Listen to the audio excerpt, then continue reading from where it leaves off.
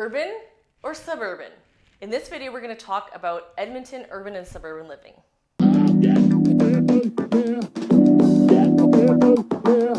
Hey, thanks so much for coming back to my channel. We're talking all about urban or suburban living in Edmonton.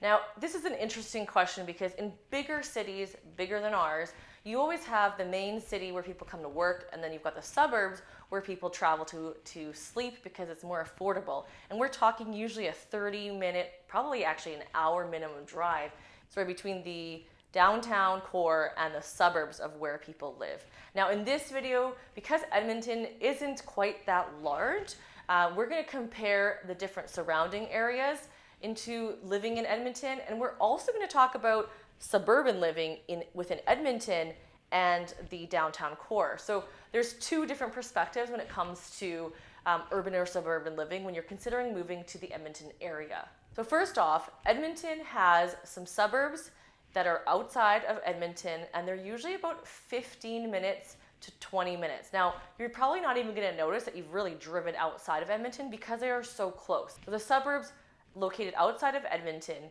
would be Sherwood Park, St. Albert, Stony Plain, Spruce Grove, Leduc, Beaumont. There's quite a few others that I haven't listed. These are all outside of Edmonton.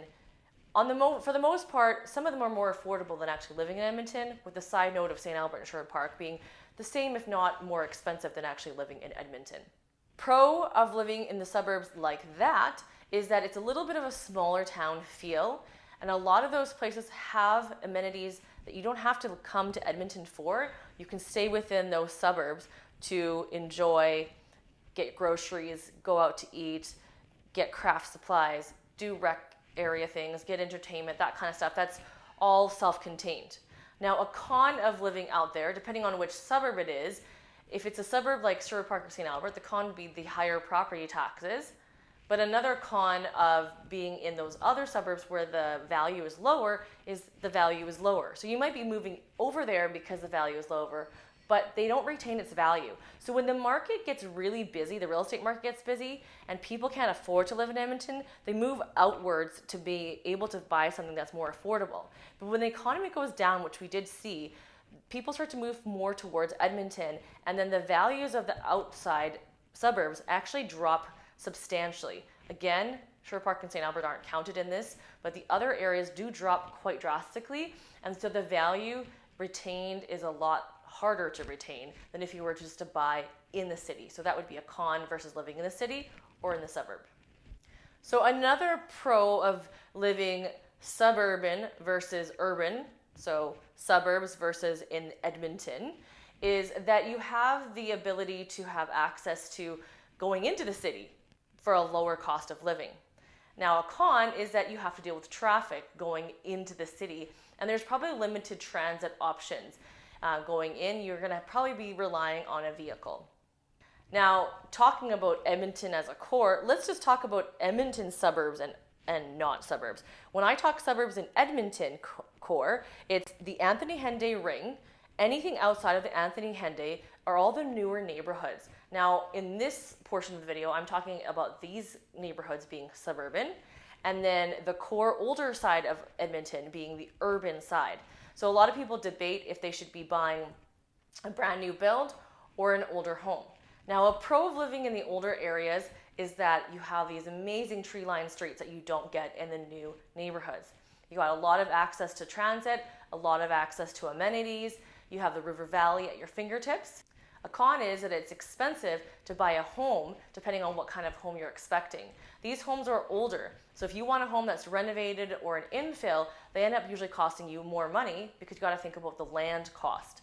A pro to living in the suburbs outside of the Anthony Henday ring, still within Edmonton, is that it's a more affordable price point and the homes are newer. When the homes are newer, they have different layout options. You can have walkout basements, you can have higher ceilings if that's important to you, newer finishings, and newer build quality. In the older, in Edmonton area, when I used to live in my first home that was a 1950s bungalow, it may be seen as a con because it's older, but the pro is you can really grow the equity by doing renovations. And they actually have better access to gaining a bigger chunk of equity. So if you were to put in some work and update the kitchen and update the bathrooms, the value of your home actually jumps up quite a bit. You have the opportunity to grow that versus when you have a newer build, you really aren't going to be renovating. And when you finish the basement, that's not going to add as much value as putting a new kitchen into an older home. Another pro for living in Edmonton core in those older homes is also the quality of build. Now, depending on who you talk to, people who built homes in the 1950s is a more solidly built home than maybe something in the last 20, 30 years. Now, another con though in these older homes is you have a higher chance of getting a home that may need to get abatement because of asbestos. It's not in all homes, but that's a higher chance because you're not going to have that in the new areas, in the suburban areas.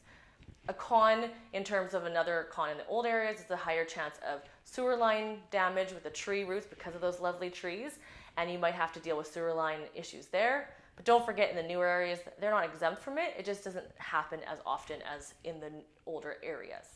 One other con of buying an older home in Edmonton is that they have potentially the need to redo the electricity, because if the electrical was the older ampage, you're gonna have to update that. Of course, in the suburbs, you got brand new ampage, so you don't have to worry about that.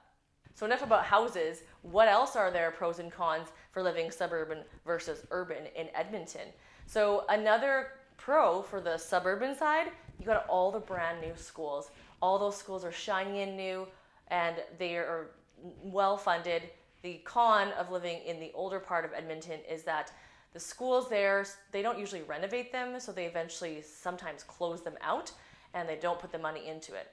However, that being said, a pro of living in the Edmonton's core area is that there's usually the specialty schools that are specialized in language, or they're specialized in sports or academics. Those are all located in the older schools versus in the newer schools.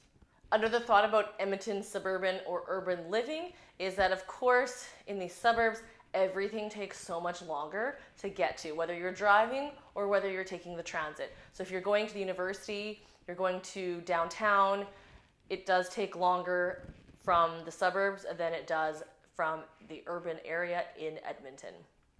That was just some of my thoughts about the Edmonton suburbs and urban living, urban, suburban, and I talked about two different kind of urban suburbans in terms of Edmonton core and outside of the Anthony Henry Ring, so just Edmonton in general, but then just Edmonton versus the suburbs in terms of Sherwood Park, St. Albert, Stony Plain, Spruce Grove, Beaumont, Leduc, those types of areas.